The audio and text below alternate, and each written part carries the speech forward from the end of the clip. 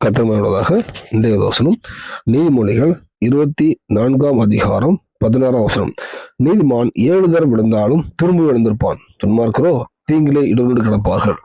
கட்டமையுள்ளதாக வசனம் பார்க்கும்போது நீதிமான் 7 தரம் விழுந்தாலும் எழுந்திருப்பான் சொல்றது.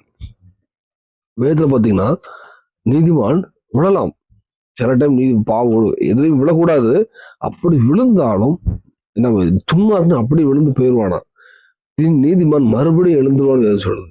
வேதத்துல பாத்தீங்கன்னா அநேகம் பார்க்கலாம், சிம்சோனா இருக்கட்டும், தாவீதா இருக்கட்டும், பேதுருவா இருக்கட்டும், எல்லாருமே ஒரு இதுல விழுந்திருப்பாங்க, அந்த மறுபடியும் எழுந்து பிராசிப்பாங்க.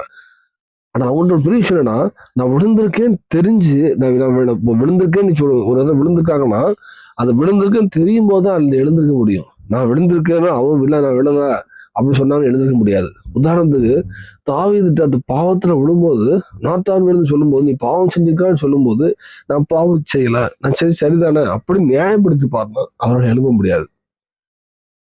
ஆனா அவர் தன் பாவத்தை அவ பாவம் உணர்ந்து அறிக்கை பண்ணி விழுகிறாரு. மறுபடியும் தேவன் பிரகாசிக்க பண்ணுகிறார், மறுபடியும் தேவனை அபிஷேகம் பண்ணுகிறார்.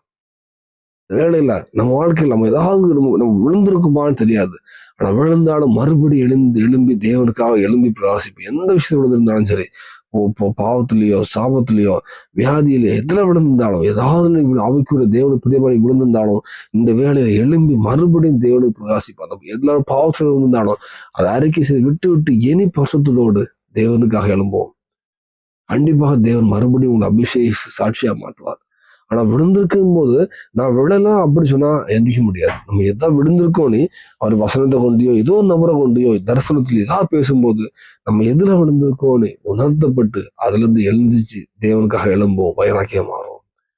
இந்த வேலையில் அர்ப்பணிப்போம். இந்த பூமியிலும் தேவன் சாட்சியோட அழுத்த பரலோகத்தை ஆயத்தப்படுத்துவார். அர்ப்பணிப்பு தேவனுக்கு விஷயவராக. ஆமென்.